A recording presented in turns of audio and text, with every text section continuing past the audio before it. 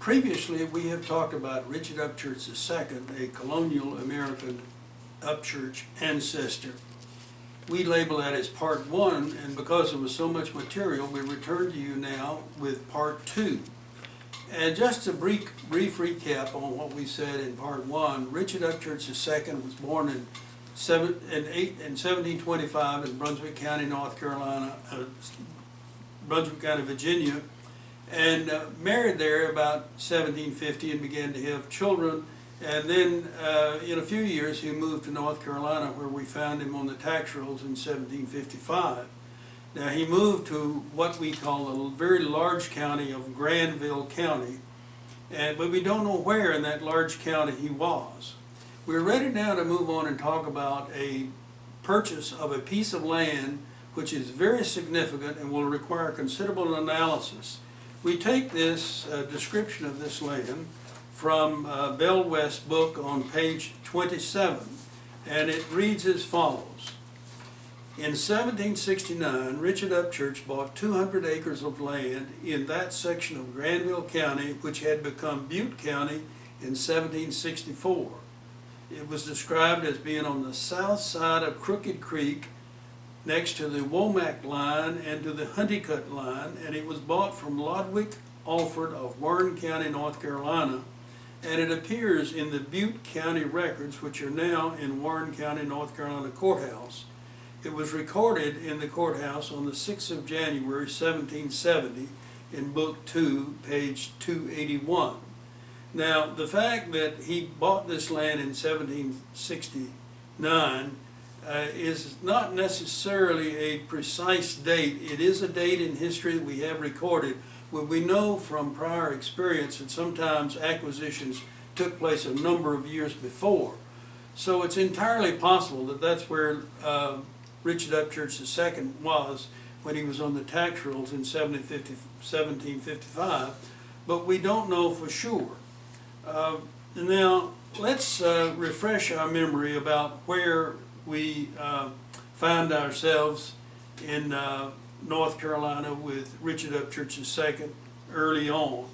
And we'll look at the Dunn County map, and a very brief look at that.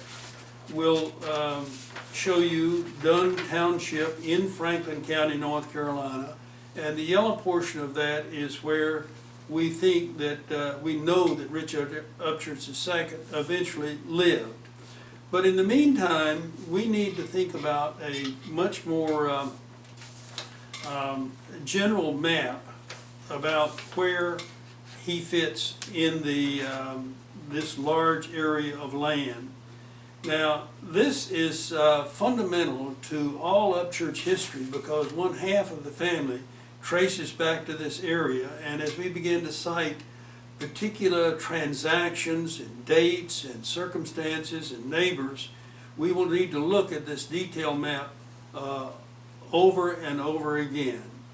And let's now turn to what I call a much more detailed map.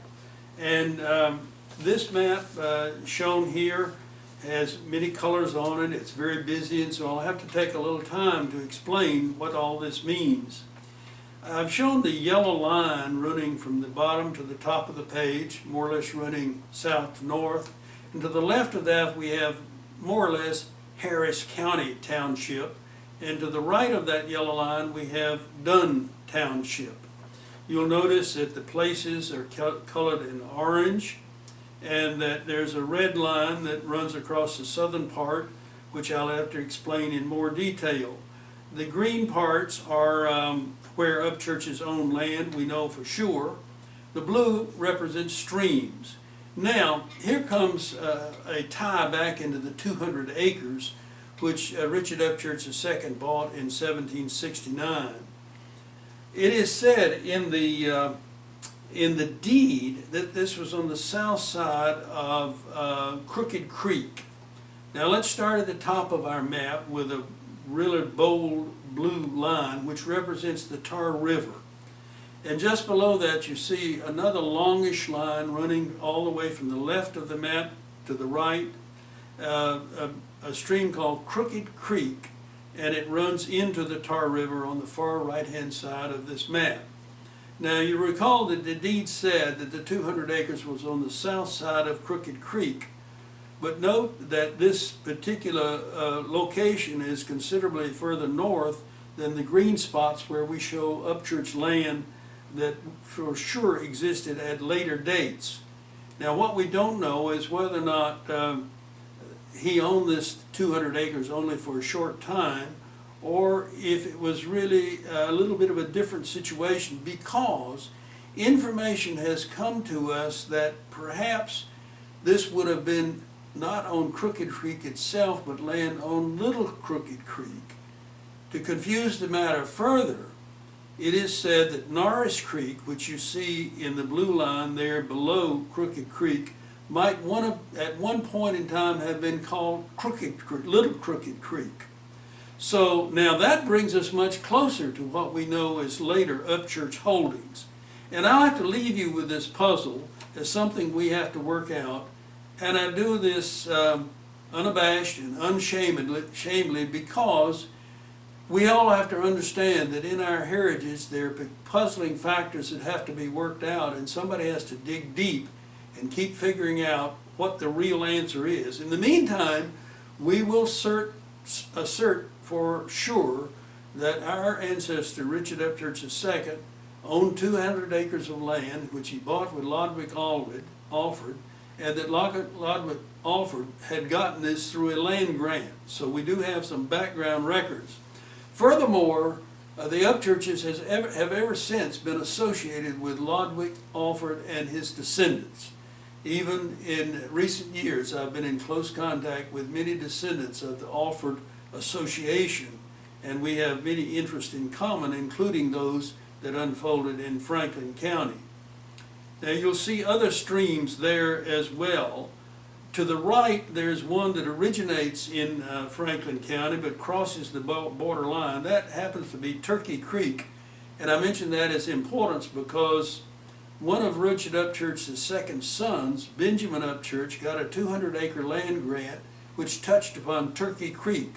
So we know that it's over on that side of the county, and that's that one green spot you see to the further right area, which is just above the little town of Pilot, which you see highlighted in yellow.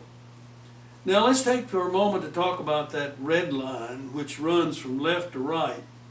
That is a very confusing situation because the land where our Upchurches lived for the most part was below that red line. And that red line originates because that was the dividing line between two large counties that were created in 1746, namely Granville County to the north of that line and Johnson County to the south. Now, in the south area then, this area was in Johnson County from 1746 until 1771. So if you were looking for Upchurch records that occurred from 1746 to 1771 below that red line, you would look in Johnson County. Now, when Wake County was formed in 1771, they just took a part of Johnson County, which included this particular part here, and it was in Wake County. And it stayed in Wake County until 1787, at which time it was transferred to Franklin. So you can see the Upchurch land there below that red line could have been first in Johnson, and then in Wake, and then in Franklin, with the person owning the land never moving.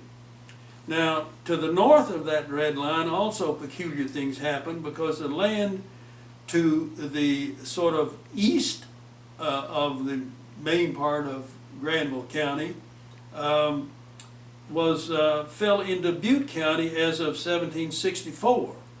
And Butte County existed then for some 15 years until 1779, and all of the eastern part of old Granville County would have been Butte County. So if an Upchurch acquired land between 1764 and 1779 north of that red line, that land would be in Butte County.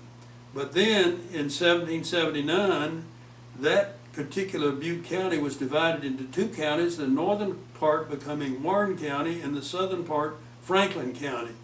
So you see, we have to do a lot of head scratching to figure out where a given piece of land would be. We call this area south of the red line as or at least I call it, the high ground triangle, because it is a triangle of land that kept switching back and forth. And if you visit that country, you will see it is more or less the high ground. So I've called it the high ground triangle. And you could in fact look that up in the Upchurch Bulletin, where in volume 8, number 2, in April 1987, that subject is pursued in considerable detail.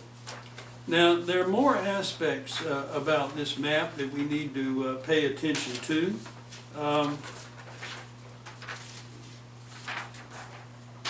The fact is, I have visited this area many times, from the time we lived in Arizona from 1975 to 1995, and from the time we lived in Missouri from 1995 to the present. And when I go to North Carolina, I always make a beeline for going to Dunn's Township and to walk these lands one more time. And every time I learn something special. I'll always recall my first visit, which was there in the 1970s. And as I wandered around the community, I encountered an elderly gentleman by the name of Claude Pierce Sr. And I fell to chatting with him about his heritage in that area. He'd lived there all of his life. And he immediately confessed that he was an Upchurch descendant. In fact, he pulled from his pocketbook a newspaper clipping which traced his family back to a very early Upchurch by the name of Susan Upchurch. Now, I confess we have never figured out exactly who Susan Upchurch was, but I'm pretty sure she was a daughter of Benjamin Upchurch, who was the son of Richard Upchurch, about whom we talk. But this Claude Pierce took me around to different places, took me to his home to dig out more records, and I shall always remember his kindness and regret his passing. Now, another individual that I still visit often, who is a wonderful person to tell you about family history, is an individual by the name of Simon Rogers. Now, he puts me in mind of the gentleman in My Fair Lady by the name of Doolittle, who was classed as being the original philosopher. And I nominate Simon Rogers to be the original philosopher of North Carolina. He's never married, but he has a great deal of knowledge in his head about history of eastern North Carolina, in particular of the Upchurches. As a matter of fact, Simon owns a portion of land that was owned by Moses Upchurch, a son of Richard Upchurch II, which was sold by Moses in about 1803 when he was leaving Franklin County to move to Chatham County, North Carolina. And in fact, this piece of land is represented by the green area on this map on the left-hand side. And we always enjoy going there and meeting with Simon and looking at his land. And Simon, being the charming gentleman he is, will somehow have mysteriously appear something that holds peach brandy. Now, he has his morals, because I will recall on one occasion when he did have the peach brandy in his truck, but when we parted, we were sitting on church property and he would not offer us a swig of this peach brandy because we were on church property. So much for my Doolittle reference. Now, you see on this map other entities like Perry's Pond. That has a huge amount of history, and Upchurch history is attached to it. If you look at that large green stripe on the left, you will be amazed when I tell you that for years I'd heard about an old Upchurch cemetery. And in fact, we were able to find that in due course, and there was one stone there bearing the date of 1833, and we are sure that is the burial place of James Upchurch, who was a stalwart member of the family in that community back in the early 1800s. Now, this map is one we will have to return to time and time again. The Upchurches were very prominent here, and their presence is still there. I can go and visit in the homes of Upchurches that exist there today. The surrounding areas are also important. If we look to the left of the yellow line, Harris Township is one that Upchurches frequently lived in. And to cite a personal note, if you look just to the top right-hand corner, just above the Tar River, you'll see a lake known as Sagamore Lake. And I will tell you that in that general vicinity, my wife was born, and that her grandfather is buried on the shores of that lake in the Sledge Cemetery. That was a notable historic family in that community, which is a different township north of the Tar River called Cypress Township. So now we come down to the closing story, and before we give you the final word, I want to let you know that we have had great success in finding one piece of Upchurch land that is actually documented. And I refer you to the Upchurch Bulletin in October of 1992, and I will show you here the map of some Upchurch land. And this is on what is called State Road 1103, which runs from Pilot in Franklin County over to the western edge of Dunn's Township. And that road passes through land that we know was owned by Richard Upchurch III, the son of the Richard Upchurch II of whom we speak. And that this actual 180 acres of land you see plotted there fits exactly with what was drawn out as an allocation to his 8 children when he died in 1817. If we add to that 180 acres, the 90 acres of dower land that went to his wife, it comes up to 270. And you will notice in the bottom right-hand corner of this is a little addition. This is land sold to Nathan Upchurch I by Richard Upchurch II about 1794. This is a 100-acre tract of land, and this is one tract we know that was definitely owned by Richard Upchurch II.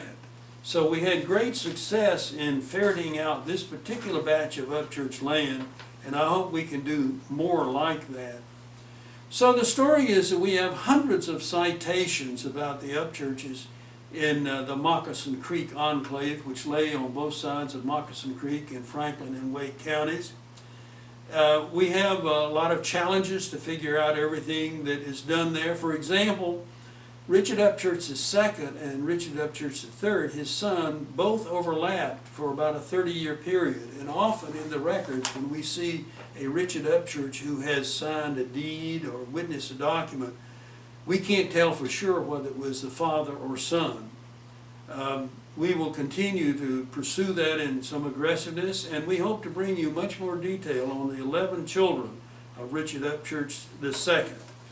There's a great deal of information yet to present, and we look forward to having more parts on this particular individual, Richard Upchurch II, a colonial Upchurch ancestor.